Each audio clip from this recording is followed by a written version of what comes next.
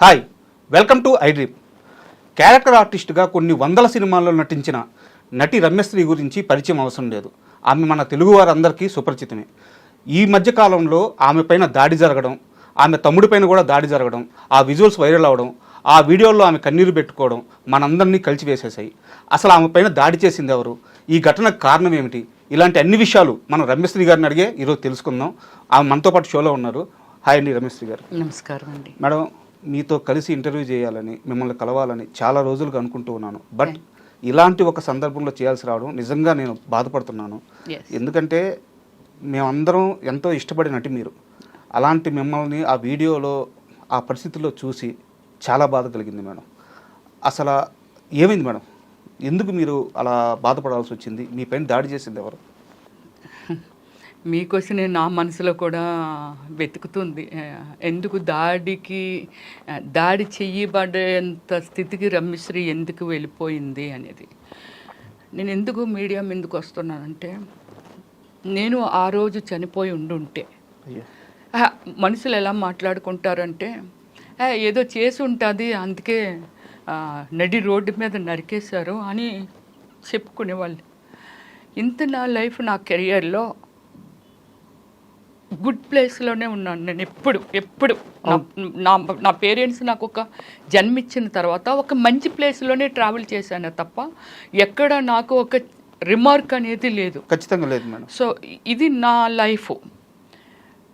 ఇప్పుడు నేను మన మీడియా కాకుండా ప్రజలకి నేను చెప్పకపోతే ఎందుకు నన్ను టార్గెట్ చేశారు, ఎందుకు చంపాలనుకున్నారు అనే దానికి నాది క్వశ్చనే, అసలు క్వశ్చన్ మార్కే.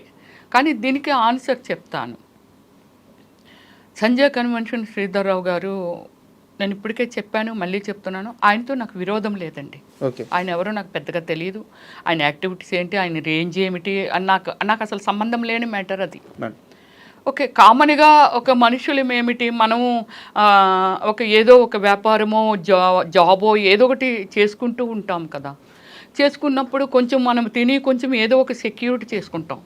అందుకే ఏ దేశాలు ఏమైపోయినా సరే ఇండియా మాత్రం ఏమవ్వదు అంటారు. అంటే అలాంటి హ్యూమన్ బీయింగ్ ఉన్న మనుషులం ఉన్నాం మనము.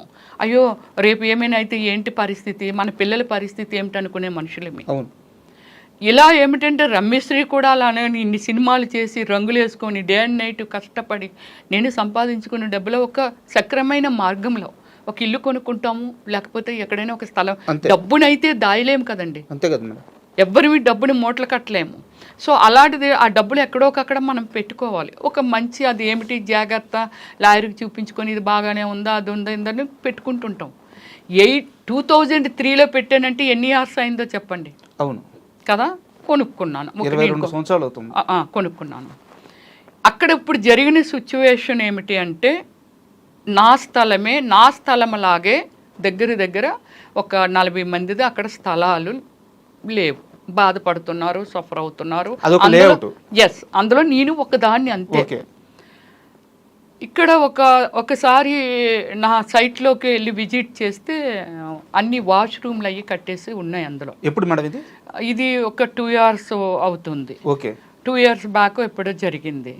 అప్పుడు ఎవరిని అడగాలో నాకు అక్కడ తెలియదు. ఇదేంటి మన సైట్లో మన సర్వే నెంబర్ ఉంటుంది, ఎలా అయ్యింది ఇదేంటి అనేసి పోలీసులు అప్రోచ్ అవ్వడం జరిగింది. అంటే కంప్లైంట్ ఇవ్వండి అది ఇదని. ఎవరి మీద ఇవ్వాలి, ఏమిటి ఇక్కడ ఏం జరుగుతుంది అన్నప్పుడు దేవరాజు గారు అనేసి ఒక ఆయన ఫ్రంట్లోనే ఉంటుంది, ఆయన కూడా డిస్టర్బ్ అవుతున్నారు. ఆయన కంప్లైంట్ ఇవ్వడానికి వచ్చారు. మీరు రమ్యశ్రీ గారు కదండి, మీరు ఏంటి కంప్లైంట్? అవునండి. ఏంటి సార్ ఇది, ఏంటి ఎలా జరిగింది, ఎవరమ్మా? సంజయ్ శ్రీధర్రావు ఇలాంటి పనులన్నీ చేస్తున్నాడు అని చెప్తే దానిలో క్లారిటీ తీసుకొని ఆయన మీద కంప్లైంట్ ఇవ్వడం జరిగింది. సో ఓకే, ఆయన్ని మన ఎఫ్ఐఆర్ కూడా ఫైల్ చేశారు. ఓకే, ఇది ఒక స్టెప్. తర్వాత అది కూల్, అది అయిపోయింది, అన్నీ అయిపోతున్నాయి. అతను నా మీద రెడ్చి పెట్టుకోవటానికి ఒక రీజన్ ఏమిటంటే, ఆ రోజే నేను వచ్చేస్తున్నాను పోలీస్ స్టేషన్ నుంచి వచ్చేస్తున్నప్పుడు మన మీడియా మిత్రులు బయటనున్నారు. ఉండి అంటే ఆల్రెడీ సంజయ్ కన్వెన్షన్ శ్రీధర్ రావు మీద అక్కడ ఒక ఏమిటి ఇది జరుగుతుంది అనమాట, చర్చ జరుగుతుంది. ఈ అన్యాయం అయిపోయిన వాళ్ళు వీళ్ళు ఎవరో కొందరు వచ్చి మీడియాతో అల్చలు లైవ్ బోర్డు వచ్చేస్తున్నాయి. వచ్చేసి నాకు ఇంటికి వచ్చాక కానీ అది నాకు అర్థం అవ్వలేదు. చాలా మంది బాధితులు ఉన్నారు, అది అక్కడ జరుగుతుంది. మన మీడియా మిత్రులకి నేను నోటెడ్ కదా నాకు. సో వాళ్ళు ఏంటి రమ్య మేడం ఇక్కడికి వచ్చారు, మీరు కూడా దీని బాధితులా ఏమిటి అని అడిగితే అయ్యో అదేం లేదు, అది ఏదో నాకు కొంచెం పర్సనల్ ఇష్యూ ఉండి వచ్చాను అని చాలా క్యాజువల్గా చెప్పి వచ్చేసాను. కానీ అక్కడ ఉన్న వాళ్ళు ఉంటారు కదా, వాళ్ళు నేను అందులో ఉన్నదాన్ని నన్ను గుర్తుపట్టలేరా? వాళ్ళు అన్నారు లేదండి రమ్యశ్రీ గారికి కూడా అందులో ఉంది, అందుకే పోలీస్ స్టేషన్కి వచ్చినట్టున్నారు అని చెప్పారు. అక్కడ జరిగిన విషయం ఏంటంటే అలా చెప్పారని నాకు తెలియదుగా. ఆ నెక్స్ట్ డేనో ఎప్పుడో మన మీడియా మిత్రులు మా ఇంటికి వచ్చేసారు. వచ్చి లేదు మీరు దీని మీద స్పందించాలి, మీలాంటి వాళ్ళు స్పందించకపోతే ఇంత అరాచకమా అది ఇది అని అంటే నేను ఒక స్టేట్మెంట్ ఇచ్చాను. ఏమండి అప్పుడే ఆ పిల్లల్ని ఒక డాక్టర్ని రేప్ చేసి చంపిస్తే ఎన్కౌంటర్ చేశారు, నయ్యేమిని ఎన్కౌంటర్ చేశారు. ఓకే, ఒక చెడు చేస్తున్నారు, ఎన్కౌంటర్ చేశారు. దాని గురించి నేను ఏం మాట్లాడానంటే ఏమండి 4 పిల్లలు 5 పిల్లలు మనం ఎన్కౌంటర్ చేశారు డిపార్ట్మెంట్, ఎందుకని తప్పు చేశారు, ఈ తప్పుని అరికట్టాలి, లేకపోతే ఇది అలాగే డెవలప్ అయిపోతుంది, ఎవరు పడితే వాళ్ళు చేస్తారనేగా. అది చెయ్యకూడదనే కదా డిపార్ట్మెంట్ ఈ యాక్షన్ తీసుకుంది.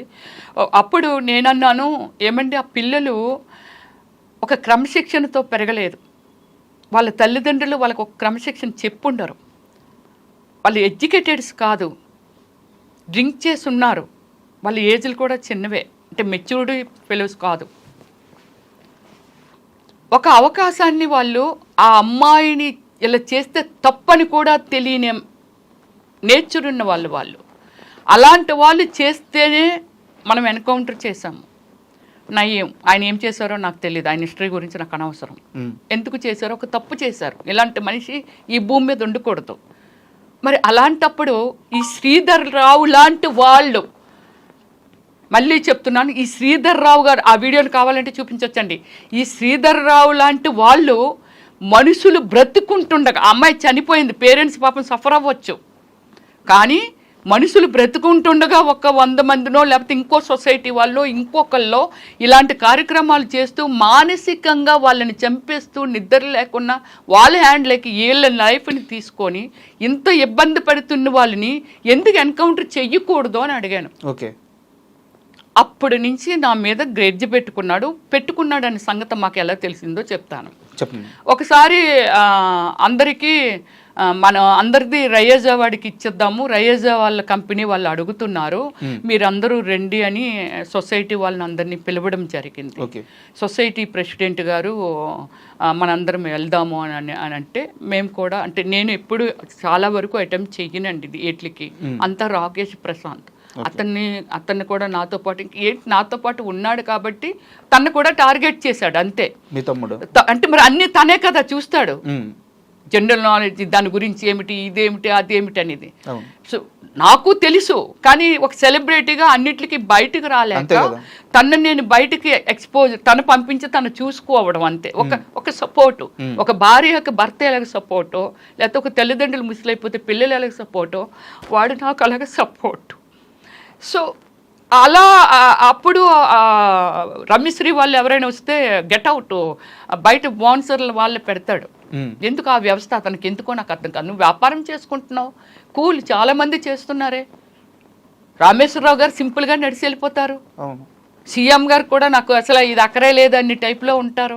ఆయన బొమ్మలు పెట్టడం ఏంది, ఆయన లేఅవుట్ కాదు కదా అది. కాదు, ఇప్పుడు లేఅవుట్ ఇక్కడ కాదండి, ఆయన ప్లేస్ లో ఒక మీటింగ్ పెట్టిన, మీరు అందరూ రండి, రయేజ్ ఆయన ఆధ్వర్యంలో ఆయన ఏదో ఎక్కడో ఒక ప్లేస్ డిసైడ్ చేస్తే అక్కడికి వెళ్ళారు. అప్పుడు ప్రశాంత్ అదే వద్దని అబ్జెక్షన్ చెప్తున్నాడు అంటే పాపం అందులో ఒక 5 ఏం చేశారంటే అదేంటది సొసైటీలో అందరూ ఉన్నవాళ్ళమే ప్లాట్స్ ఉన్నవాళ్ళే అతను వద్దని చెప్పడం ఏంటి అతని మీద ఇది చేయడం ఆయన మేము రామనుకొని ఒక 5-6 మెంబర్స్ వెనక్కి వచ్చేసారు. ఓకే ప్రశాంత్ గారు సారీ అండి మీరు ఏమనుకోవద్దు దాని తను ఏం మాట్లాడారండి ఇది బయటకైతే మనకు రాదా ఏమిటి చెప్పలేమా ఏటి మీకు అనేసి అది చెప్పి వెళ్ళారు వాళ్ళు ప్రెసిడెంట్ అలాగే వెళ్ళారు. సో తను ఏదో 2,70,000 రేటు పెట్టాడు.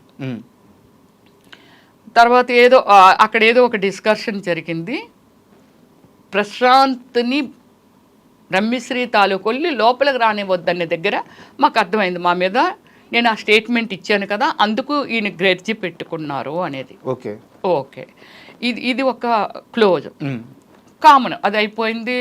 ఓకే ఏదో నడుస్తుంది మన ప్లాట్ ఏంటి అందరం డిస్కషన్ చేసుకుంటాము మాట్లాడుకుంటాము. ఆయన ఉద్దేశంలో ఒకరికొకరు ఎవ్వరూ మాట్లాడుకోకూడదు టచ్లోకి వెళ్ళకూడదు ఏమీ చెయ్యకూడదు. ఓకే ఒక యుద్ధం చేస్తే యూనిటీ ఉండకూడదు అతనికి ఉండకూడదు. ఒక యుద్ధం చేస్తే యూనిటీ కదా సైనికులందరూ తలపడితేనే కదా అవును మనం సక్సెస్ అయ్యేది సాధించేది. ఇరుగు పొరుగు అనేది దేనికి మేడం ఎందుకుంటారు ఆ ఇరుగు పొరుగు కూడా కలవకుండా ఎవరికి వాళ్ళని ఇండివిజువల్ గా బ్లాక్ మెయిల్ చేసి బెదిరిస్తూ ఉంటాడు. ఇది మేము మాట్లాడుకుంటుంటాం కదా ఏమండి నాకు ఇలాగ అయిందండి ఏమండి నాకు ఇలా కాల్ వచ్చిందండి ఏంటోనండి ఈ జీవితాలు ఏమిటోనండి సఫర్ అయిన వాళ్ళు మా లిస్ట్ వరకు బయట ఇంకా 1000 మంది ఉన్నారేమో పెద్ద వాళ్ళు ఉన్నారేమో నాకు తెలియదు కానీ బట్ ఈ సిచ్యువేషన్ని మేము మాట్లాడుకుంటూ ఉండేవాళ్ళం. ఇలా కాల్ వచ్చిందండి రమ్య గారు ఇదండి అని బాధపడిన వాళ్ళు కొందరు హార్ట్ అటాక్ వచ్చి చనిపోయిన వాళ్ళు ఇలాగా ఆ టీంలో ఉన్నారు. ఓకే ఇప్పుడు మార్నింగ్ కార్ యాక్సిడెంట్ జరిగింది కదండి ఇన్సిడెంట్ జరిగింది కదా మేడం. ఆఫ్టర్నూన్ నేను మార్నింగ్ నుంచి ఏం చేస్తున్నానంటే లేదు మేడం మనం కాస్త క్లియర్గా వద్దాము. సో ఈ 2 ఇన్సిడెంట్లు గతంలో జరిగాయి. ఆల్రెడీ మీ స్థలంలో ఆయన టాయిలెట్స్ కట్టించేస్తున్నారు మీరు అప్పుడు ఒక స్టేట్మెంట్ ఇచ్చారు దాన్ని పర్సనల్ గా తీసుకొని ఆయన గ్రెడ్జ్ పెట్టుకొని మిమ్మల్ని ఆ మీటింగ్స్ అన్నిటికీ అవాయిడ్ చేస్తూ వచ్చారు. తర్వాత ఈ మొత్తం విషయంలోకి హైడ్రా ఎలా ప్రవేశించింది సో వాళ్ళు వచ్చి ఫస్ట్ ఏం చేశారు వాళ్ళు చేసి వెళ్ళిన తర్వాత శ్రీధర్రావు గారి రియాక్షన్ ఏంటి అక్కడి నుంచి కాస్త వివరంగా చెప్పండి.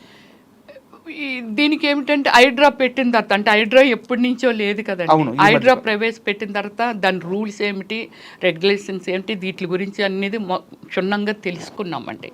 ఇది నిజంగాన మన తెలంగాణ రాష్ట్ర రెస్పెక్ట్ఫుల్ సీఎం రేవంత్ రెడ్డి గారికి పాదాభివందనం చేయాలండి. లేకపోతే మేము చాలామంది బయటపడలేము అంటే మేమని కాదు ఈ సొసైటీలో ఈ సమాజంలో చాలామంది బయటపడలేరు. ఓకే సో దీన్ని ఇదంతా స్టడీ చేసాము మాట్లాడుకున్న తర్వాత వాళ్ళు ఏమన్నారంటే రమ్య గారు ఇలాంటివన్నీ చాలా చూసామండి మీరు కొంచెం ముందుంటారా మీరు సెలబ్రిటీ కదండి ఎవరైనా మాట్లాడినా వింటారు మీతోటి బాధితులు మేమందరం పెద్ద వాళ్ళు 80 ఏళ్ళు 85 ఏళ్ళు అలాగే 70 ఏళ్ళు ఇలాంటి వాళ్ళు ఎవరో ఒక కొడుకుంటే ఎక్కడో ఉన్నాడు ఏదో చిన్న జాబ్ చేసుకుంటున్నాడు దీని గురించి పెద్దగా చెప్పినా వాళ్ళకి అర్థం కాదు ఎంతో కష్టార్జంతో అప్పుడు ఏవో చిన్న జాబులు చేసుకుంటే ఆ జాబ్ చేసుకున్న దాంతో అది కొనుక్కున్నానమ్మ కూడబెట్టుకొని ఇలాగ వీళ్ళు చెప్పారు. నన్ను నా హ్యూమన్ బీయింగ్ నా వ్యక్తిత్వం అనేది ఒకటి లోపల ఉంది కదా అది నన్ను ఏమంటారు దాన్ని ఎంకరేజ్ చేసింది ఒక స్టెప్ ముందుకు పడేలా చేసింది. అయ్యో మనం వీళ్ళకి ఏదో మనం చెయ్యాలి అందులో నేను కూడా ఉన్నాను నేను బాధితురాలనే బట్ నేను ఏదో చెయ్యాలి వాళ్ళ కోసం అనే ఒక ఫీలింగ్ కలిగింది నాలోని కలిగి అయితే సరే మనం హైడ్రాకి వెళ్దాం అంటే మాది అక్కడ ల్యాండ్ ఎవరిది అనేది ఐడెంటిఫై చేయని విధంగా కలిపేశారు. యాక్చువల్లీ శ్రీధర్రావు ఎప్పుడు వచ్చాడంటే శ్రీధర్రావు అనే వ్యక్తి 2014 నుంచి కొనడం మొదలుపెట్టాడు. నేను 2003లోనే కదా కొనుక్కున్నాను 2014లో అతను కొనడం మొదలుపెట్టాడు. అందులోని 1 వేసో 2 వేసో ఎవరో వాళ్ళ ఇబ్బందులు కొలిది అమ్మిస్తుంటేనో లేకపోతే అతను ఏమి ఎక్స్ప్లెయిన్ చేశాడో మనకు చెప్పాను కదండి పక్కింటి వాళ్ళ గురించి మనకు సంబంధం లేదు వాళ్ళ ఆపదలో ఉన్నారంటే మన ఒక మానవత్వంతో ఏదైనా చెయ్యాలేమో కానీ పక్కింటి వాళ్ళు ఏం చేసుకుంటున్నారు ఏం తెలుసుకుంటున్నారో మనకు సంబంధం ఉండకూడదు. ఇది good human being. So okay అతను ఏం కొనుక్కుంటున్నాడో మనకు అనవసరం కొనుక్కుంటున్నారో అమ్ముకుంటున్నారో వెళ్ళిపోతున్నారు. నన్ను కూడా చాలా టైమ్స్ అడిగాడు అమ్మేమని అంటే అతను కాదు అతను అడగడం జరిగితే నేను అమ్మను, నేను ఇన్ ఫ్యూచర్ నా సినిమాలన్నీ అయిపోయిన తర్వాత ఓకే నేను దీన్ని ఇలా చేసుకోవాలి, ఇలా చేసుకుంటే ఎంత 23 సంవత్సరాలు అయ్యింది నేను కొనంటే ఆల్మోస్ట్ నా కెరియర్ పీక్లో ఉన్నప్పుడు కొనుక్కున్నానండి. సో ఇప్పుడు నాకు సినిమాలు లేవు. యాక్చువల్లీ ఓమల్లి సినిమా తర్వాత నాకు నేనుగా డిసిషన్ తీసుకొని సినిమాలు ఆపాను. ఇప్పుడు నేను ఎలా బ్రతకాలి, ఏం తిని బ్రతకాలి? నాకు సినిమాలు నా ఆధారమే ఇదండి. నేను దొంగతనం చేయను, తప్పు చేయను, ఏమి చేయను. మరి నేను ఎలా బ్రతకాలి? దాన్ని ఏదో ఒకటి చేసుకునే కదా నేను బ్రతకాలి. నాలాగానే ప్రపంచం మొత్తం మీద ఎవరైనా ఇదే చేస్తారు. అవును, రమ్యశ్రీ ఎలా ఆలోచిస్తుందో అలానే చేస్తారు కదా. ఇప్పుడు దాన్ని అమ్మమంటే నేను అమ్మనని చాలా టైం చెప్పాను. ఓకే ఇది అయిపోయింది కదా. 2014లో ఆయన వెంచర్లోకి జాయిన్ అయ్యాడు. జాయిన్ అయ్యి కొంటూ వచ్చి అందరినీ డిస్టర్బ్ చేస్తున్నారు. సో మీరు దాని మీద ఫైట్ చేశారు. స్టార్టింగ్ లో లేదండి డిస్టర్బ్ చేయటం. తను కొనుక్కుంటున్నాడు అంతే, ఎవరో కొనుక్కుంటారు, మనకేం తెలుస్తుంది కొనుక్కోవడం అనేది. మనల్ని అడుగుతున్నాడు కాబట్టి ఏమండి అక్కడ శ్రీధర్ రావే ఒక 50 కొనేసాడు అంటే అతను 3 కొన్నాడు అనుకోండి, 50 కొన్నానని చెప్పేవాడు. ఒక 15 ఎన్నో కొన్నాడు అనుకోండి, 100 కొన్నానని చెప్పేవాడు. రియల్ ఎస్టేట్ లో ఉండే గేమ్స్ ఆ గేమ్స్ మనలాంటి అమాయకులకి మనకి ఎలా తెలుస్తుంది? తెలియదు కదా. సో ఇది అప్పుడు మనము హైడ్రాని అప్రోచ్ అవ్వడం జరిగింది. అందరూ వచ్చారు. ఓకే, ఎన్ఆర్ఐలో అక్కడ వాళ్ళు మెయిల్స్ పెట్టారు, ఇదంతా చేశారు. సో ఇక్కడ వాళ్ళు ఒక 5 ఫ్యామిలీస్ వెళ్ళాము. నా చుట్టూ ఉన్న వాళ్ళందరూ పెద్దోళ్ళండి, ముసలోళ్ళు. ఆ పూట బిస్కెట్ తినకపోతే ఇలా ఉడికిపోయే వాళ్ళు. బట్ నాకు చెయ్యాలనే డేర్ అనమాట. వీళ్ళకి ఏదో చెయ్యాలి, అక్కడ ఏదో ఒకటి తేల్చాలనేదే నా ధైర్యం. సో వెళ్ళి మేము ఒకటే అడిగాము. రంగనాథన్ సారు మార్నింగ్ వెళ్ళామండి 10 o'clockకి. వెళ్ళిన వాళ్ళు ఆ రోజు నైటు ఫస్ట్ ఒక కంప్లైంట్ ఇచ్చామండి. ఇచ్చిన తర్వాత మళ్ళీ వెళ్ళామండి. మళ్ళీ వెళ్తే టైం ఇచ్చారు సారు, కమిషనర్ సార్. మార్నింగ్ వెళ్ళిన వాళ్ళని midnight 12 వరకు మేము ఉన్నామండి. సార్ అంటే యాక్చువల్లీ మనం ఒక్కరమే కాదు కదండి, కొన్ని కోట్ల మందికి రెస్పాన్సిబిలిటీ. సో ఓకే ఎంతో అయింది, 7:30 ఎంతో అయింది సార్ వచ్చేసరికి. 8 o'clock అయింది మీటింగ్ స్టార్ట్ అయ్యేసరికి. సో అప్పటి నుంచి మనకి 12 o'clock వరకు ఒక డిస్కషన్ అండి. శ్రీధర్ రావు గారిని ఇన్వైట్ చేశారు. ఎస్, వీళ్ళు ఒక కంప్లైంట్ రేజ్ చేశారు, మీ తరపున మీరు ఏం చెప్తారో రండి అని. ఆయన రారండి, రాలేదు, రారు కూడా. వాళ్ళ లాయర్ని పంపించారండి.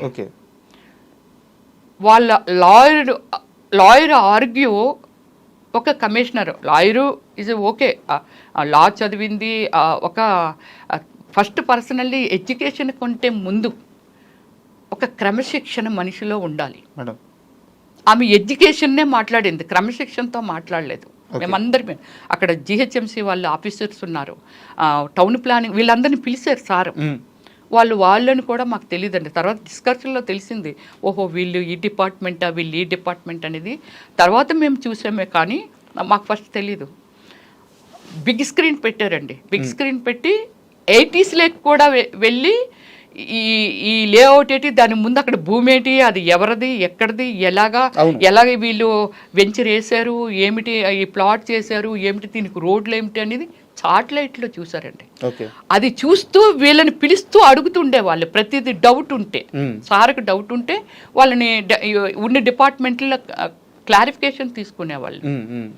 తీసుకొని ఆ అమ్మాయిని క్వశ్చన్ చేస్తే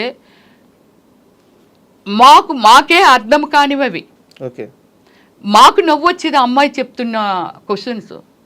అంటే మేము అనుకున్నాం, ఓ శ్రీధర్ రావు గారి ట్రైనింగ్ కదా, ఓకే అలాగే మాట్లాడుతుందేమో అని అనుకునేవారు. ఇవి రూల్స్ కాదు సార్, ఎనీథింగ్ క్లారిటీగా అడుగుతూ మాట్లాడుతుంటే మాకు అర్థమైపోయేది. అదేంటి అలా చెప్తావు, రోడ్స్ కన్నా ఆ రోడ్లో లేవు సార్, అది అడరు సార్. మరి దానికి అప్రోచింగ్ రోడ్ చూపించుకున్నా లేఅవుట్కి పర్మిషన్ ఇవ్వరు కదా, అంతే కదా, ఇవ్వరు కదా. గవర్నమెంట్ అంటే ఈమె స్థాపించిందో, శ్రీధర్ రావు స్థాపించిందో, నేను స్థాపించిందో కాదు కదా. అన్నీ ఉంటాయి కదా. ఎదురుగా రోడ్లు కనపడుతున్నాయి, రోడ్లు లేవంటావు, ఒక నీళ్ళ ప్లాట్ లేదంటావు, వాళ్ళ ప్లాట్ లేదంటావు, ఇక్కడ ల్యాండ్ లేదంటావు. యునో నీకు తెలుసా ఒక 20 ఎకరాలో 100 ఎకరాలో 2 ఎకరాలో ఎకరంలోనైనా ఒక లేఅవుట్ని కూర్చోబెట్టాలి అంటే ఎస్ ఇది 300 గజాలు, ఇది 200 గజాలు, ఇది 100 గజాలు, లేకపోతే అన్ని 300 గజాల్లో ఎస్ ఇక్కడ చిన్న పార్క్ రావాలి, ఇక్కడ చిన్న నుయ్యి రావాలి, నీళ్ళు కావాలి అంటే రోడ్డుకి స్థలం వదలాలి, రోడ్లు ఉండాలి. మరి మనుషులు ఎలా, ఈ ప్రపంచంలో మనుషులు ఎలా ట్రావెల్ చేస్తున్నాం, ఎక్కడికి వెళ్తున్నాము? రోడ్లు ఈజ్ ఎ మస్ట్. రోడ్లు లేవని ఆమె ఆర్గ్యూ. రోడ్లు లేకుండా వెంచర్ ఎలా వేస్తారు? బాంబే హైవే రోడ్డే లేదనేసింది అమ్మాయి అయితే. ఇది అక్కడ ఆర్గ్యూ జరుగుతుంది. మాకు కూడా నవ్వు వచ్చింది, ఓకే అయిపోయింది. నెక్స్ట్ డే పాపం వచ్చి క్లారిటీ తీసుకొని మా ప్రమేయం ఏమీ లేదండి, ఓకే రోడ్డులు ఏమిటి వాళ్ళు చూశారు కాబట్టి అక్కడి నుంచి అన్నీ చూసుకుంటూ కంప్యూటర్లు అన్నీ చెక్ చేస్తూ చార్ట్లైట్లో చూస్తూ ఎక్కడ రోడ్డు వచ్చింది, ఎలా వచ్చింది, రోడ్డు మీద ఎక్కడ కట్టేశారు ఆక్రమించుకొని అవి మాత్రము వాళ్ళు కొలాప్ చేశారు. హైడ్రా రోడ్లు మార్పింగ్ చేశారు. ఇది ఎప్పుడు మేడం జరిగింది? ఇది 1 మంత్, ఎగ్జాక్ట్లీ 1 మంత్. సో మీరు ఒక 2 years నుంచి ఫైట్ చేస్తే 1 month 2 years నుంచి హైడ్రాతోనూ ఇంకోతో ఫైట్ చేయలేదు.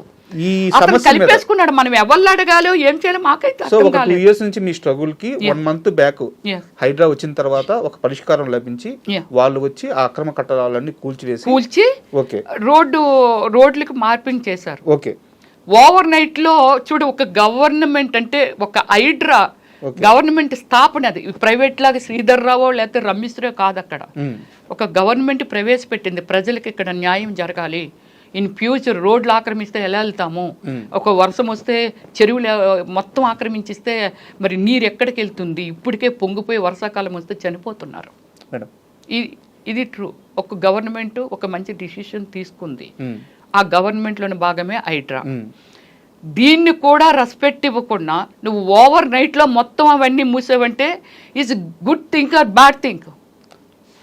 రాత్రి మళ్ళీ కట్టేశారా?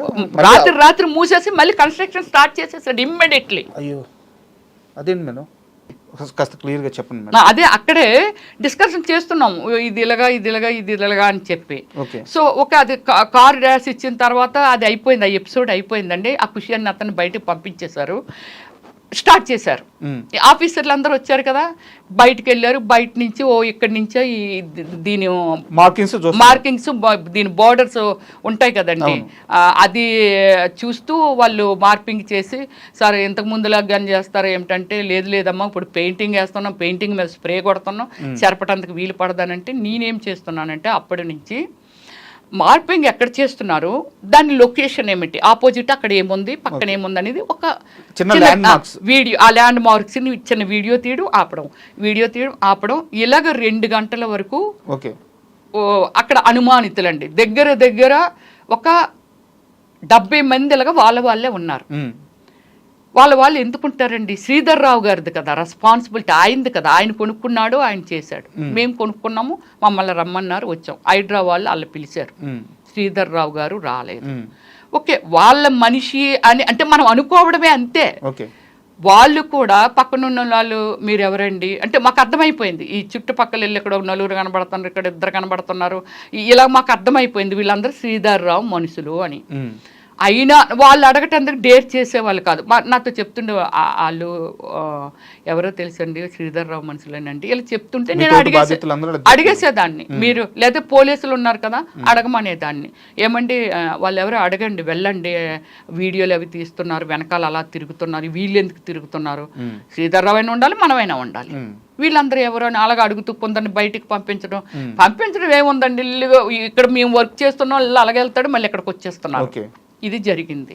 2 వరకు నేను వీడియో కూడా 2 వరకు అన్నీ చూస్తున్నాను. నా సైట్ ఇది కూడా రోడ్ ఇది ఇవి అన్నీ చూస్తున్నామండి, అందరి చూసుకుంటున్నాము. ఓహో మన ఇక్కడ అదేనండి మాది అంటే మేము ఎన్నిసార్లు చూసుంటాం మన ప్లాట్ ని, ఐడెంటిఫికేషన్ నోటెడే కదా. దీన్ని ఏమిటంటే ఎప్పుడైతే రోడ్లు వీళ్ళు ఇంకా అప్పటికింకా ఏమీ రాలేదండి, ఒకటే పొక్కులైనర్ ఉంది, వస్తాయండి ముందు మార్పింగ్ చేసిస్తే అంటే మేము రిక్వెస్ట్ చేస్తున్నాం ఆ సార్ని, సార్ మీరు మార్పింగ్ చేస్తున్నారు, మళ్ళీ సగం అటు ఇటు చేసి వెళ్ళిపోతే మళ్ళీ అతను రాత్రి మూయించేస్తాడు అంటే మేమేమో ఎర్రోళ్ళం అమ్మ, మేము కూడా ఎడ్యుకేటెడ్స్, మేము ఒక వ్యవస్థని నడుపుతున్న వాళ్ళమి, ప్రజలకు రెస్పాన్సిబిలిటీ ఉన్న వాళ్ళమి. సో అందువల్ల ఏమిటంటే డోంట్ వరీ మేము అంతా క్లియర్ చేసే మీకు ఇస్తాము రోడ్లు మాత్రము అనేసి చెప్తున్నారు. లంచ్ 2 అయింది కదండి, వీళ్ళు వచ్చిన వాళ్ళు ఫ్యామిలీస్ అందరూ పాపం లంచ్ కానీ ఒకరు రమ్య గారు ఇక్కడ ఉందండి నేను అలాగే రోడ్డు మీదకి వెళ్ళిపోలేను కాబట్టి నేను ఆగిపోయానండి. నాకు నైట్ డిన్నర్ లేదండి, అలాగే మార్నింగ్ బ్రేక్ఫాస్ట్ లేదు, కళ్ళు తిరుగుతున్నాయి. సో ముందు రోజు అంతా షాపింగ్ అంటూ ఢిల్లీ తిరిగాము, అందుకని బాగా స్ట్రైన్ అయిపోయి ఉన్నాను. వెళ్ళిపోయారు వాళ్ళు. వచ్చి తర్వాత నేను సిఐ గారికి ఒక వీడియో చేశాను.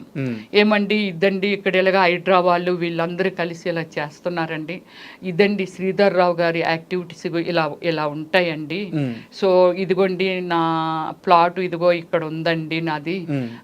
సో ఎలాగా కొంత ఏదో మాట్లాడి, సో ప్రజలు కూడా అంటే ఈరోజు నాకు జరిగింది రేపు ఇంకొకరికి జరగొచ్చండి, ఇది ప్రజలు కూడా అవేర్నెస్ రావాలండి అని ఒక వీడియో చేస్తున్నప్పుడు మార్నింగ్ నుంచి నేను శ్రీధర్ రావు మనిషిని కాదు అని చెప్తూ ఈ ఫ్లాట్లో ఒక ఫ్లాట్ ఓనర్ వాళ్ళ అన్న కొడుకునని చెప్తూ తిరుగుతున్నాడండి. ఒక అతను కూడా నా వీడియోలో ఉన్నాడండి. పేరు madam I don't know, okay, పేరు అది మనకు తెలీదు. నా వీడియోస్లో ఉన్నాడు. ఎక్కడికక్కడ లాంగ్ వీడియోలు తీసేదాన్ని, ఎక్కడెక్కడ ఎవరు తిరుగుతున్నారు అని ఆ వీడియోలు తీసేదాన్ని, ఇవన్నీ చేసేదాన్ని. సో దానిని ఫోన్ని కొట్టి అంటే సిఐ గారికి ఫోన్ చేసి లంచ్కి వెళ్తాం సార్ అని మా డ్రైవర్కి ఫోన్ చేసి, నువ్వు రోడ్డుకి వచ్చి అమ్మ నువ్వు ఎటు పక్క ఉన్నావో, ఇలాగ బస్ స్టాప్ ఉంది కదా ఫస్ట్ ఎంటర్ పెట్రోల్ బంక్ పక్కని, ఇటు పక్క ఆగమ్మా వచ్చేస్తామని చెప్పి అతను ఫోన్ చేస్తే అతను వచ్చాడు. ఇది బస్ స్టాప్ ఇటు శ్రీధర్ రావు సంజయ్ కన్వెంట్ శ్రీధర్ రావు గారు పెట్రోల్ బంక్ అండి. ఇటు పక్క వచ్చి బస్ స్టాప్ అవతల, మరి బస్ స్టాప్ ఏదైనా బస్సు ఆగితే ప్రాబ్లం అని బస్ స్టాప్ అవతల పెట్టాడు. మేము క్యాజువల్గా నడిచి వచ్చేస్తున్నాం. ఇంత డిస్టెన్స్లో రాకేష్ నడుస్తున్నాడు, మా తమ్ముడు. నేను ఇక్కడ నడుస్తున్నాను, మామూలు ఫోన్ నేను పట్టుకున్నాను, వాడు అప్పుడు దాకా సిఐతో మాట్లాడాను కదా. సో నడుచుకుంటూ వెళ్ళిపోతున్నామండి. ఇటు నుంచి అనమాట 2 కదా అది, అటువైపులో ఆపోజిట్లోనే పోలీస్ స్టేషన్, ఈ ఆపోజిట్ ఇది. మనం వెళ్ళిపోతున్నప్పుడు మమ్మల్ని ట్రాఫిక్ కదా వస్తున్నాయి కదా వెహికల్స్, చూస్తాం కదా. ఏదైతే అంటే మార్నింగ్ ఆ ఇన్సిడెంట్లో నేను సేవ్ అవ్వడం, దీనిలో అతను చూడడం, ఈరోజు మేము బట్ట కట్టామండి. సో ఉదయం మిమ్మల్ని కారుతో గుద్దుపోయిన ఆయన ఫేస్ మీరు చూస్తున్నారు కాబట్టి చూసాం కాబట్టి ఆ ఫేస్ ని. బండి డ్రైవ్ చేస్తున్నాడు, వెనకాతల సన్నగా ఒక అతను ప్రశాంత్ కొంచెం ముందు వాళ్ళ చూడలేదండి. కత్తికి గుడ్డ తెలుసు కదండి, ఇన్ని సినిమాలు చూస్తున్నదాన్ని, సినిమాలు చేస్తున్నదాన్ని, డైరెక్షన్ చేసిన దాన్ని, నాకు తెలియదు. అది ఎప్పుడైతే చూసాను ప్రశాంత్ పరిగెట్టు అని చెప్పి నేను ఆ బండిని ఏం చేశానంటే పుచ్చేసానండి. అంటే ఇలా తోసేసేటప్పటికి వాళ్ళు ఈడి బండిని పట్టుకొని ఉన్నాడు, అతను పడిపోయాడండి. ఆ కత్తి పట్టుకొని, ఆ కత్తి కిందన పడ్డం వరకు నేను చూసాను. బైక్ మీద వచ్చారా? బైక్ మీద, 2 వీలర్ మీద వచ్చారు. వెనక నుంచి మామూలు ట్రాఫిక్ వస్తుంది కదా, ఇద్దరు బళ్ళు సడన్ గా ఎప్పుడైతే తోసానో వాళ్ళు ఆగిపోతాయి కదా. పెద్ద పెద్ద అరుపులండి. నేను ఏమండి మీరందరూ ఎడ్యుకేటెడ్స్ అండి, చంపేస్తున్నారండి, రోడ్డు మీద నరికేస్తున్నారండి, ఇలాంటి మీరు చూసారు కదండి, చాలా కాపాడండి, మమ్మల్ని కాపాడండి అని చాలా బిగ్గరగా ఒక అనాథలాగా, ఒక తల్లి లేని బిడ్డలాగా రోడ్డు మీద. This is true. ఎవరైనా ఒకవేళ వీడియోలు తీస్తే యూట్యూబ్లో పెడితే ఉంటుందండి. ఎంత గట్టిగా రిక్వెస్ట్ చేశానంటే ఎవ్వరూ రాలే. సమాజం ఎలా అయిపోతుంది ఇప్పటికే చూడండి, ఎవ్వరూ రాలేదండి. ఆ ఇద్దరు మాత్రము కొంచెము ఆ బండిని ఆపేసి హెల్మెట్స్ అవి పెట్టుకున్నారు వాళ్ళు. అంటే హెల్మెట్ అది పెట్టుకున్నారు. వెంటనే ఈ కత్తి మరి వాళ్ళు తీసారా మళ్ళీ ఈడే తీసి పట్టుకొని పారిపోయాడో తెలియదండి. ఈ వైట్ షర్ట్ వేసినాడు ప్రశాంత్ ముందు పరిగెడుతున్నాడుగా, మళ్ళీ వెనక్కి వచ్చేసాడు. నేను ఇక్కడ ఉండిపోయాను కదా, మళ్ళీ వెనక్కి పరిగెట్టి వచ్చాడు. ఈనాడు చూశాడు కదా, ఇతను వైట్ షర్ట్ వేసుకున్నాడు. ఇద్దరు ఫైట్ చేస్తున్నారు, నేను చేస్తున్నాను. డ్రైవర్ రాలేదండి. డ్రైవర్ నా బ్రదరు ప్రశాంత్ రాకేష్ కుమార్. రాకేష్ కుమార్. సో నేను అరుస్తున్నాను, వాడు అరుస్తున్నాడు. ఈ వైట్ షర్ట్ వేసుకున్నాడు, పీకిలాగా నొక్కేసి ఇలా పట్టుకొని దీన్ని పుచ్చేసిస్తుంటే వాడు కళ్ళు ఇలాగా తేలేసేస్తున్నాడండి. పైనుంచి అప్పటికి ఒక 6-7 ఈ క్రికెట్ బ్యాట్ పట్టుకొని పరిగెట్టుకుంటూ వస్తున్నారండి. అందులో ఈ 6-7 నేను క్లియర్గా చూడలేదు, కానీ అందులో ఒకడు అక్కడక్కడ చిన్న డిజైన్ ఏంటి లైట్ ఎల్లో ఉంటుంది ఆ షర్టు. నా వీడియోలో పడ్డాడు అతను అక్కడ, నేను లాంగ్ తీసినప్పుడు. వాడి చేతిలో బ్యాట్ ఉంది.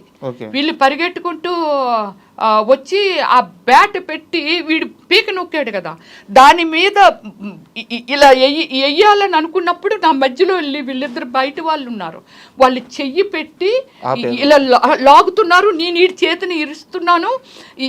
ఇంక చాలా మంది వచ్చారు కదా, 6 వాళ్ళందరూ వచ్చి నన్ను ఇలా నొక్కి నేను కిందకి జారిపోతుంటే మొత్తం ఇదంతా పైకి పెట్టిపోయింది. సో రియల్లీ నేను ఇలాంటిది సినిమాల్లో చూసే అలాంటివి నేను తట్టుకోలేను, భయపడతానండి, ఏడ్చేస్తాను సినిమాల్లో కూడా చూసి. ఇది సినిమా, నువ్వే సినిమాల్లో యాక్ట్ చేస్తావు, నువ్వే డైరెక్షన్ చేస్తావు, నువ్వు ఇలాంటి సీన్లు చూసి ఏడుస్తావు ఏంటి, కళ్ళమ్మ నీళ్ళు వచ్చేస్తాయి, ఆటోమేటిక్గా వచ్చేస్తుంటాయి. మీ మీద వచ్చి ఒక 6 మంది 8 మంది దాడి చేశారు. సో మీతో పాటు మీ తమ్ముడితో పాటు చుట్టూ ఉన్న వాళ్ళందరూ కూడా ప్రతిఘటించడంతో వెళ్ళిపోయారు. అందరూ బళ్ళు మీద అదే స్థలాల్లోకి వెళ్ళిపోయారు. బట్ ఇక్కడ నా డౌట్ ఏంటంటే దగ్గరలో పోలీస్ స్టేషన్ ఉంది, అంతా జరిగింది పోలీస్ స్టేషన్ దగ్గరలోనే.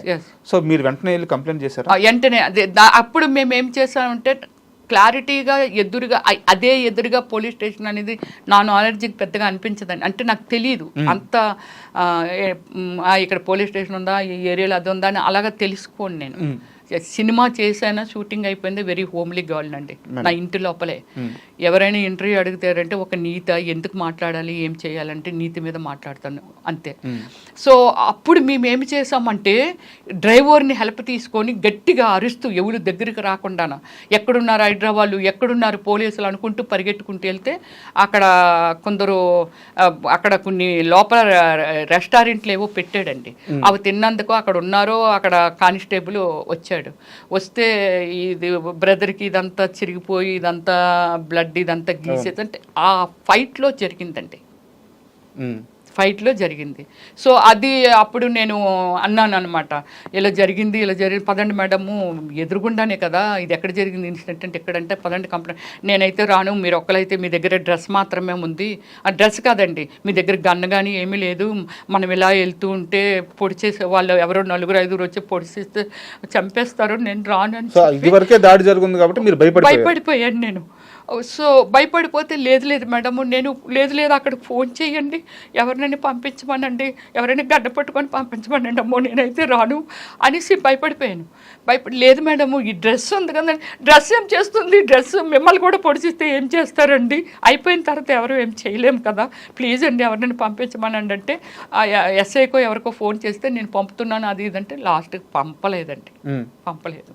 ఈయనతోనే లేదు మేడం, మీకు నేను సెక్యూరిటీ నాతో మాట్లాడారు, పంపిస్తాను, మీకు ఎందుకు 2 వెహికల్ పంపిస్తాను. ఇప్పుడు నా వెహికల్లో 2 అన్నారు, వెహికల్ లేదు ఏం లేదు.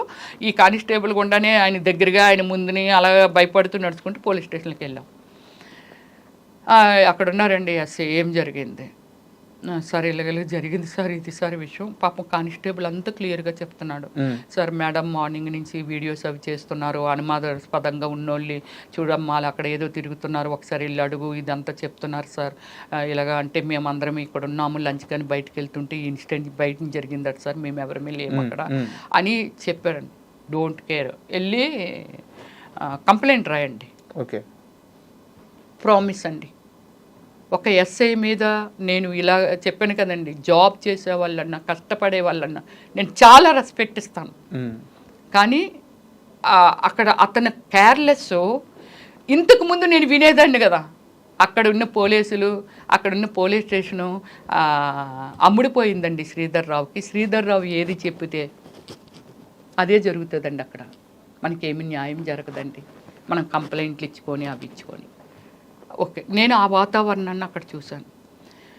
సో ఈ ప్రాబ్లము ఇదంతా లెటర్ రాయమంటున్నారు, మాకు చేతులు మీరు రాయండి అంటాడు రైటర్. నువ్వు ఉన్నావు కదా, రైట్ అందుకే నువ్వు ఉన్నావు కదా, మీరు రాయడం ఏంది, రైట్ అందుకే రైటర్ నువ్వు ఉన్నావు. ఓకే, మాకు ఈ టెన్షన్లో ఉన్నాం కాబట్టి రాయలేము, రాసిపెట్టు. సరే చెప్పండి. ఇదే ఆయన ఎక్స్ప్రెషన్.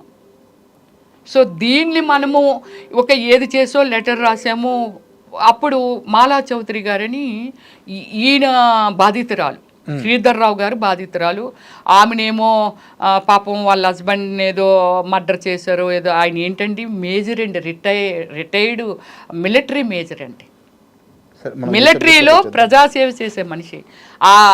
ఏదో అయింది ఆవిడ్ని 2 వీక్స్ శ్రీధర్ రావే నువ్వు చౌదరివి నేను చౌదరిని అలాగ పాపం ఆమెని మబ్బి పెట్టి కులాన్ని ఎందుకండి వాడుకుంటాడు? చౌదరి అయితే చౌదరిలో ఉన్నోళ్ళందరూ ఇతన్ని తప్పు చేయమని చెప్తున్నారా అండి? చెప్పరు కదా. అది ఎంత తప్పు కులాన్ని వాడడం అనేది. అలా వాడుకొని ఆవిడ్ని మబ్బి పెట్టి అది అక్కడ జరిగిన సిచ్యువేషన్ అండి. ఆవిడ ఆల్రెడీ మన అడిషనల్ కమిషనర్ దగ్గరికి వెళ్ళి ఏంటి సార్ ఇది ఎలాగుంది చూడండి సార్, వీళ్ళందరూ భోజనానికి వెళ్ళి వాళ్ళందరూ అక్కడికి వచ్చేసారు సార్. వచ్చేసిన తర్వాత ఆయన్ని కలిసి ఇది చెప్తుంది ఆవిడ. మేము పరిగెట్టి వెళ్ళాం, వీళ్ళు ఎక్కడ రెస్పాండ్ అవ్వట్లేదు. వెంటనే ఇలా జరిగిందా, హైదరాబాద్లో ఉన్నారా, ఎందుకు మరి సెక్యూరిటీ ఇవ్వలేదు, అది ఇది అని అనిచి ఒక 25 మెంబర్స్ని ఫిమేలు అడిషనల్ కమిషనర్ గారు, సిఐలు వీళ్ళందరూ లొకేషన్కి ప్రయాణం అవుతున్నారండి. నేను ఇది కంప్లీట్ అవ్వలేదు, దీనికి మనకేమీ ఎక్నాలజ్మెంట్ ఇవ్వలేదు, నేను వాళ్ళతో వెళ్ళిపోతాను, ఉండండి మీరు కూడా ఉండండి సార్, నేను కూడా అక్కడికే వచ్చేస్తాను అని చెప్పి నా బ్రదర్ని ఏమో హాస్పిటల్కి రాశారు సార్. వాడిని ఒక్కడిని పంపించాలంటే భయం. డ్రైవర్ బయట నుంచి ఫోను, అమ్మ ఇక్కడ కూడా బయట కూడా వాళ్ళ మనుషులే ఉన్నారు, నన్ను వచ్చి అడిగారమ్మా మీరు పోలీసుల పక్క నుంచి ఎక్కడికి రాకండి అమ్మా. ఎలా ఉంటుంది నా సిచ్యువేషన్? పోలీస్ స్టేషన్ బయట కూడా ఉన్నారు, కామన్ డ్రెస్సులు అన్ని వచ్చి అడిగారమ్మా ఎవరు నువ్వు ఏమిటి, మీ డ్రైవర్ని ఇక్కడ ఎన్నాళ్ళుగా పనిచేస్తున్నావు అడిగారు. ఆ డీటెయిల్స్ అన్ని కూడా అడిగారు. అడిగితే లేదు సార్ నేను ఒక 5 days అయింది సార్ ఇక్కడికి వచ్చి, నాకేమీ తెలియదు సార్, అది మన వెహికల్ ఫోటోలు తీసుకోవడం ఇదంతా. సో ఇది నేనేమంటున్నా, వెహికల్ ఫోటోలు ఇక్కడ తీసుకోలేదు, దాని ముందే తీసేసుకున్నాను. లోపల మా సిచ్యువేషన్ ఎలా ఉంటుంది, వాడిని ఎలా నేను హాస్పిటల్కి పంపించాలి, వీళ్ళందరూ ఇక్కడికి వెళ్ళిపోయారు, నేను కూడా మీతో వచ్చేస్తాను, ఇది అన్ఫినిషింగ్ అయిపోతుంది కంప్లైంట్ ఇవ్వకపోతే, ఎక్నాలజ్మెంట్ తీసుకోవాలి, వెంటనే ఎఫ్ఐఆర్ ఫైల్ చేయాల్సింది ఎంక్వైరీ చేసి ఫైల్ చేస్తామని చెప్పారు. సో ఓకే, ఇది అయిపోయింది కదండి. ఇప్పుడు నేను ఒకటి చెప్తున్నానండి శ్రీధర్ రావు గారిని, ఒక్క డౌట్, ఫైనల్గా కేసు ఫైల్ చేశారా? చేశారు. ఓకే, ఇచ్చారు. ఓకే, ఇప్పుడు ఆ కేసు రన్నింగ్లో ఉంది. ఓకే, ఎంక్వైరీ చేస్తారు.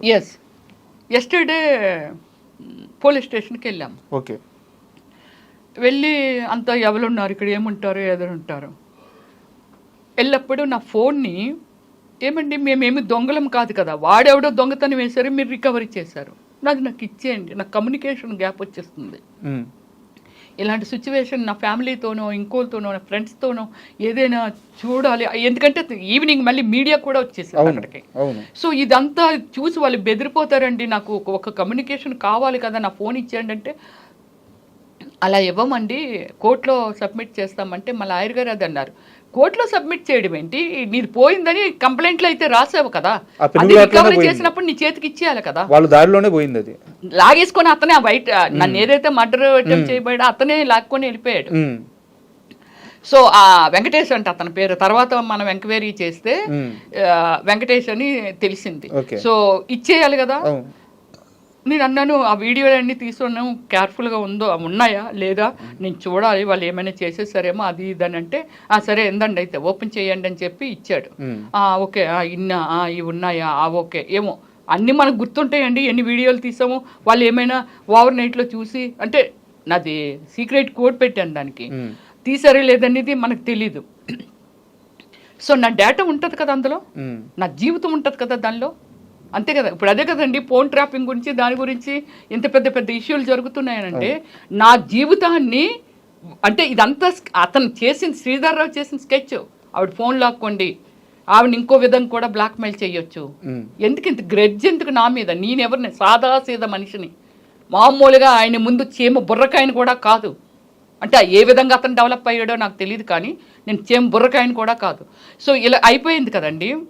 కోర్టుకు వెళ్ళాలి మేము, కోర్టుకు వెళ్ళి టైం అయిపోయింది అప్పటికి. యాక్చువల్లీ 10కి రమ్మన్నారు, ఇక్కడే 12 అయిపోయింది. షార్ట్ కట్లో కొట్టి కోర్టుకు వెళ్దామని కోర్టుకు వెళ్ళి లాయర్ తిట్లు. వెంటనే కమిషనర్ గారికి కాల్ చేశాను. సార్ కమిషనర్, అడిషనల్ కమిషనర్ నా దగ్గర అదే నెంబర్ ఉంది, కాల్ చేశాను. సార్ ఇప్పుడు నాది ఫోన్ పోయింది సార్, నాది కోడ్ అడిగాడు అతను, మీరు అదే మీ సీక్రెట్ కోడ్ పెడతారు కదండి, అది చెప్పండి అని అన్నాడు.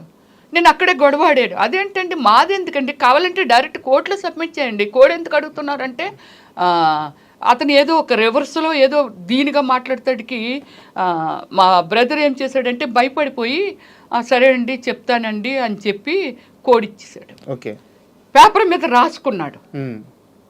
అయిపోయింది కదా. వెళ్ళిన తర్వాత లాయర్ గారు చెప్పిన తర్వాత నేను అడిషనల్ కమిషనర్ గారికి కాల్ చేశాను. చేసి సార్ ఒక నాది ఫోను పోయింది, మీరు రికవర్ చేశారు సార్, దాని నెంబర్ అంటే నన్ను ఇంట్రడ్యూస్ చేసుకున్నాను, బీసీ స్టేట్ ప్రెసిడెంట్ని, ఫిల్మ్ స్టార్ని, ఇదంతా చెప్పాను. సో దీనికి సరే అలా నెంబర్ తీసుకోవచ్చా సార్ అని అన్నా. అడగకూడదమ్మా, అడగకూడదు కదా. కానీ మీ ఎస్ఐ అడిగాడు సార్, సాయినాథ్ అడిగాడు సార్, రాసుకున్నాడు సార్. ఇప్పుడు వాళ్ళ చేతిలో నా ఫోను. ముద్దాయి ఎక్కడున్నాడు, మేము వెళ్ళేసరికి అక్కడ తిరుగుతున్నాడు. అదే బయట తిరుగుతున్నాడు, లోపల ఉన్నాడు అని అన్నారు అని అంటే మార్నింగ్ వెళ్ళినప్పుడు తిరుగుతున్నాడు అని అంటే లేదండి అతను బాగా కొట్టేశామండి, హెల్త్ బాగాలేదండి, హాస్పిటల్ తీసుకెళ్దామని అక్కడ తిప్పుతున్నామండి అన్నారు. మీపైన దాడి చేసిన వ్యక్తిని బయట తిరుగుతున్నాడు అటు పోలీస్ స్టేషన్లో. ఓకే, అయిపోయింది కదా. సెకండ్ టైం మళ్ళీ కోర్టు పని చూసుకొని ఇమ్మీడియట్లీ మళ్ళీ ఈ ఫోన్ గుర్తొచ్చి దాన్ని మనం ఆ కోడ్ని మార్చేద్దాము, ఆ నెంబర్ని మార్చేద్దాము, అక్కడే ఉంది కదా అడిగి, అది ఉంటేనే కదా ప్రమాదం, అతను రాసుకున్నాడు కదని మనం మళ్ళీ వాళ్ళకి చెప్పకుండా చేయకుండా ఇన్ఫామ్ చేయకుండా వెళ్ళామండి. వెళ్తేప్పటికి ఆ ముద్దాయి డ్రెస్ మార్చేసి ఫ్రెష్గా ఒక సీఎం గారు వేసుకునే డ్రెస్ వేసుకొని ముగ్గురు పోలీసులు టేబుల్ మీద కూర్చుంటే ముగ్గురు ఒకటి నిల్చున్నారు, ఒకరు ఉంగున్నారు, ఒకరు కూర్చున్నారు. ఇతను కూడా అక్కడ 2 చేతులు వెనకాలెట్టి అక్కడ నిల్చున్నాడండి.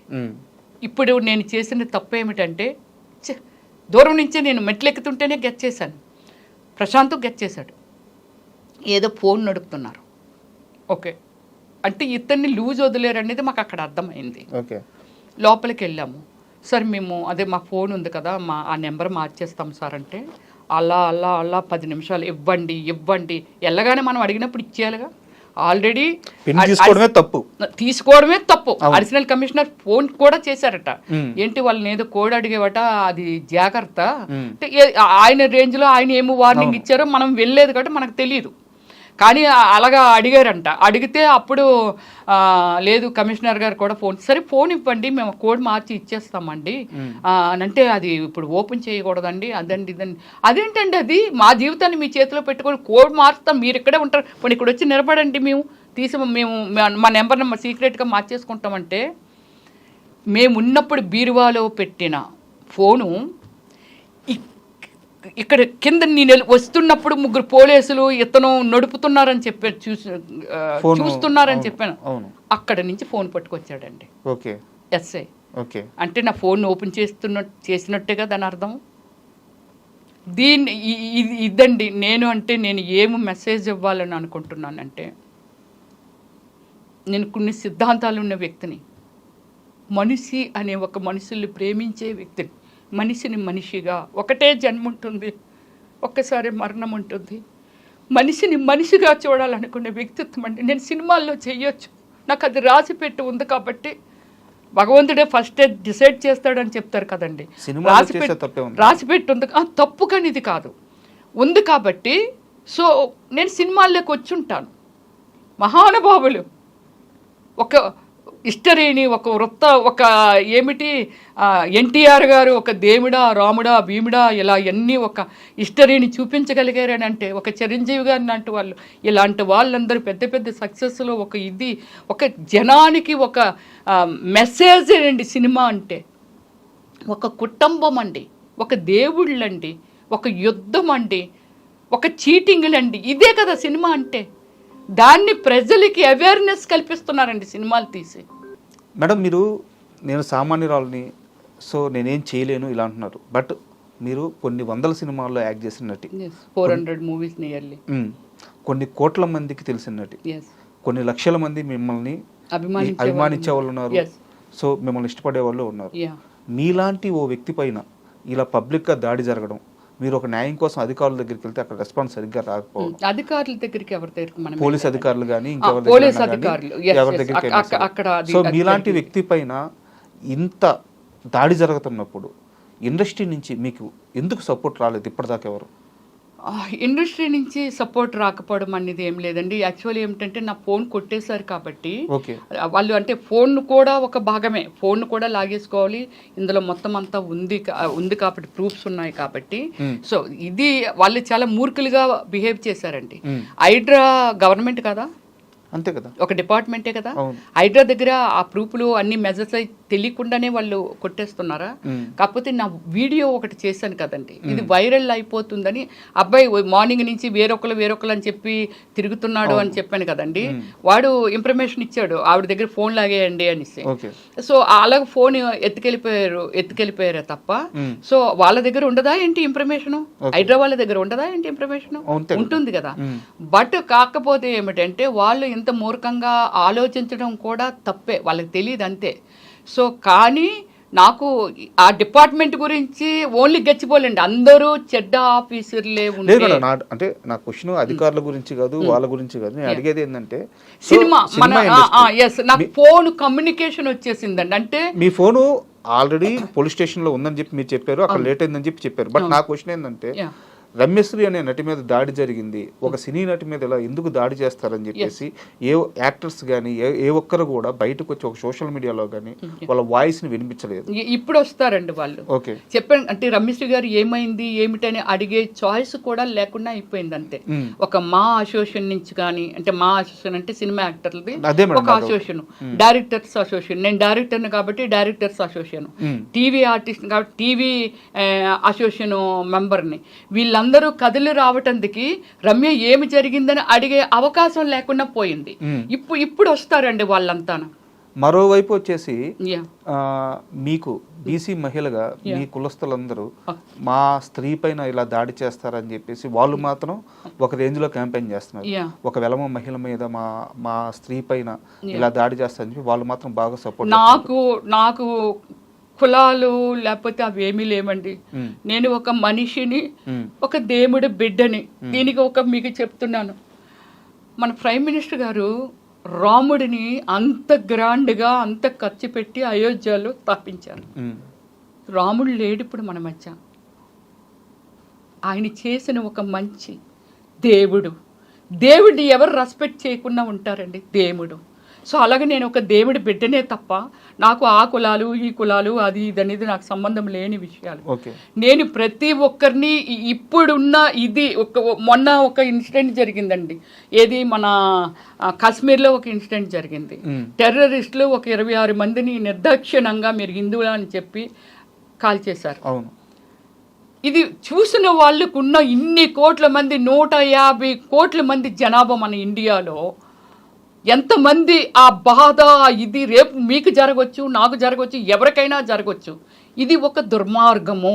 అవును, దుర్మార్గం. దానికి వాళ్ళ సింధూర్ పేరు పెట్టి దానికి అంటే దీన్ని ఒక యుద్ధం కూడా ప్రకటించారు. ఇలాంటి వ్యవస్థను రూపుమాపాలి. ఈరోజు మీకు జరిగింది ఇంకోళ్ళు జరగవచ్చు. అంత గుడ్ డిసిషన్ మన ప్రైమ్ మినిస్టర్ గారు మోడీ గారు తీసుకున్నారు. కానీ అది ఇప్పుడు ఇక్కడ ఒక హైదరాబాద్లో ఉండొచ్చు, వైజాగ్లో ఉండొచ్చు, లేకపోతే ఢిల్లీలో ఉండొచ్చు, వాటెవర్ ఎక్కడైనా ఉండొచ్చు.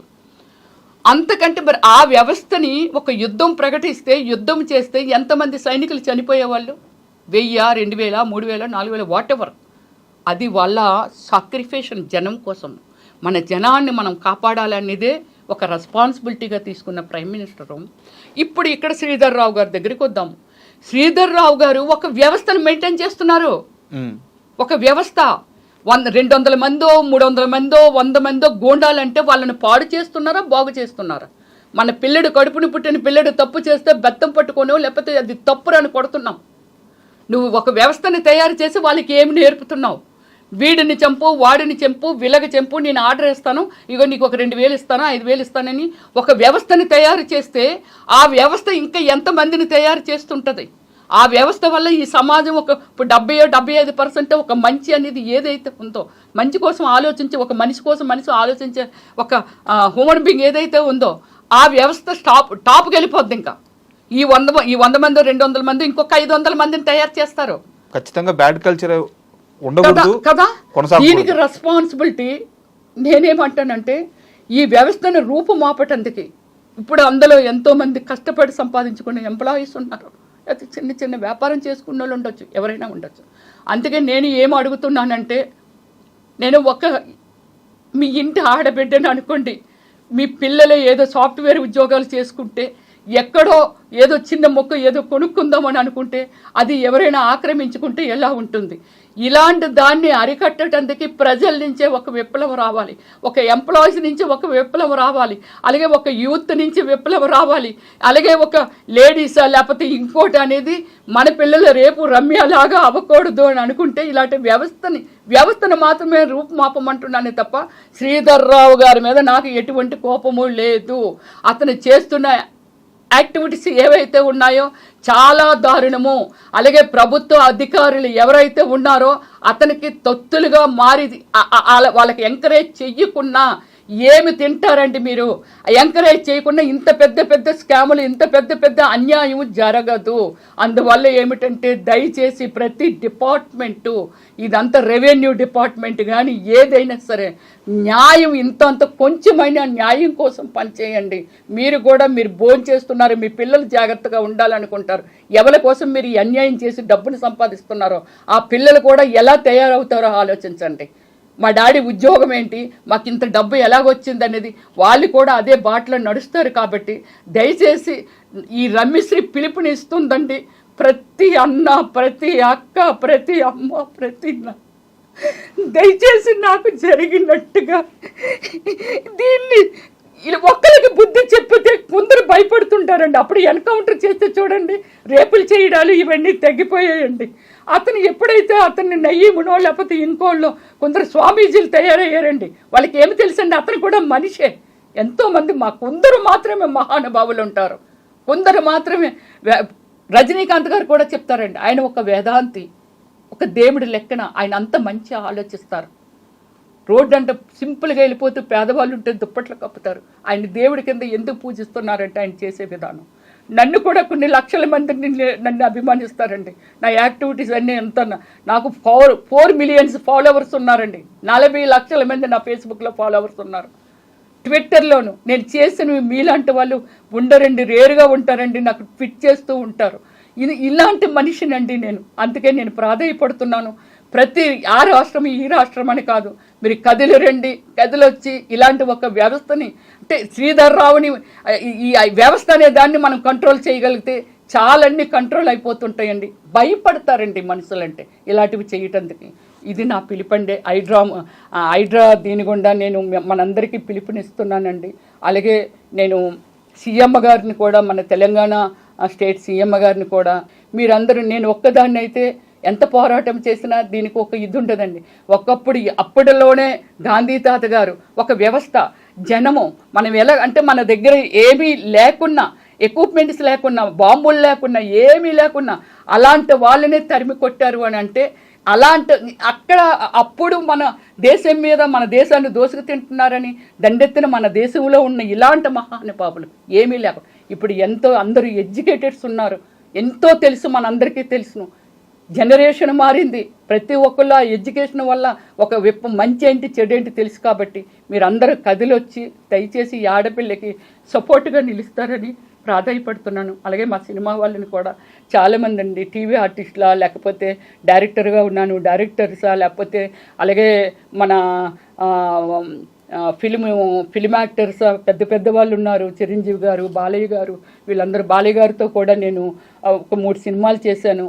మంచి నేచరు, దైవభక్తులు. సో మీలాంటి వాళ్ళు పేర్లు వాడుకుంటూ, అతను మీ పేరు వాడుతున్నారా లేదనేది తెలియదు, కానీ ఇప్పుడే బాలకృష్ణ గారికి ఒక 5 సూట్ కేసులు డబ్బు పంపాను.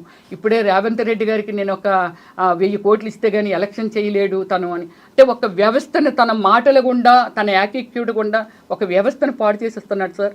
నా రిక్వెస్ట్ లాస్ట్గా ఫైనల్ ఏమిటంటే, ఐ డ్రీమ్ గుండా నేను రెస్పెక్టబుల్ తెలంగాణ రాష్ట్ర సీఎం గారు రేవంత్ రెడ్డి గారికి చేతులు జోడించి ప్రాధాన్యపడుతున్నాను సార్. ప్రతి క్షణము భయపడుతూ తిరుగుతున్నాం సార్. ఏదైతే నా కార్లు ఉన్నాయో వాటికి నెంబర్ ప్లేట్లు తీసేస్తాను సార్.